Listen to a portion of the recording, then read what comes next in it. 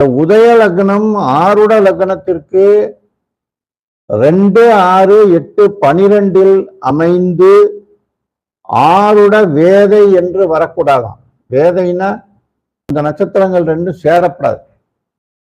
அப்படி ஆருட கண்டாந்த நட்சத்திரங்களான அஸ்வினி, மகம், மூலம் முதல் பாதமாகவும் அல்லது ஆயில்யம், கேட்டை, ரேவதி ஆகியவற்றின் கடைசி பாத நேரமாகவோ இருந்துவிடக் கூடாது.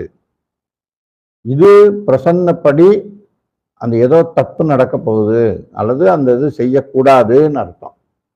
அதே மாதிரி 2ல மறைஞ்சா தேவ கோபத்தால் தடை. தேவன குலதெய்வ குற்றம் மாதிரி அது ஒரு குற்றம்.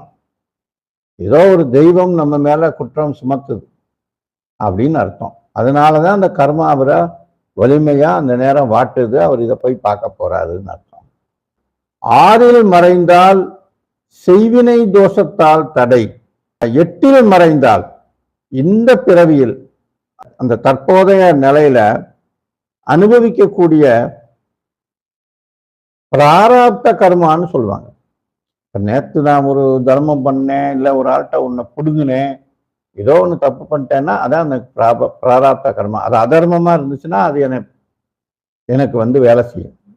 பிராரப்த கர்மால ஒரு தடையை கொடுத்துரும்.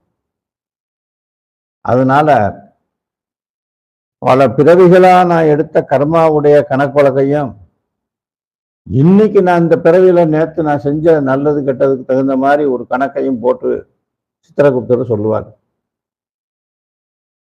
பரவாயில்லைங்க, இத்தனை ஜென்மத்துல எத்தனையோ படுபாதக செயலை செஞ்சவன் இந்த ஜென்மத்துல அவனுக்கு புத்தி வந்துருச்சு, மாறிட்டான் அப்படின்னா அவருக்கு அதுக்கு தகுந்த மாதிரி அந்த ஜாதக அமைப்புக்கு தகுந்த மாதிரி கைரேகை அமைப்புக்கு தகுந்த மாதிரி சொல்லும்போது பலனும் சிறப்பாக அமையும்.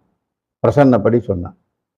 பிரசன்ன ஆருடத்திற்கு 6, 8, 12ஆம் இடங்களில் குரு வந்து 6, 8, 12 மறையக்கூடாது. அப்படி இருந்துச்சுன்னா தெய்வ அனுகிரக தோஷம் அப்படின்னு ஒண்ணு ஏற்படும். அதாவது தெய்வ அனுகிரகம் அவருக்கு இல்லை, மீதி 8 இடங்கள்ல குரு நின்னா அவருக்கு தெய்வ அனுகிரகம் உண்டு.